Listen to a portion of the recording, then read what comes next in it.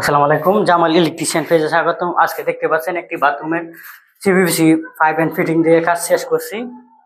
এটা আমরা কিভাবে কাজ করছি সেটা আপনাদের দেখাই। দেখতে পাচ্ছেন এখানে একটি জর্নাল লাইন করে রেখেছি, দুইটা এখানে চাবি দিয়ে দিছি, একটা হট একটা কুল দুইটা দিয়ে দিছি। ডাইন হাতেটা চাললে গরম উপর উঠবে, বাম হাতে চাললে ঠান্ডা উপর উঠবে, আবার দুইটা একসাথে দিলে মিক্স উঠবে। নিচে দুইটা পয়েন্ট করে রেখেছি বালতির জন্য, একটা দিয়ে ঠান্ডা একটা দিয়ে গরম।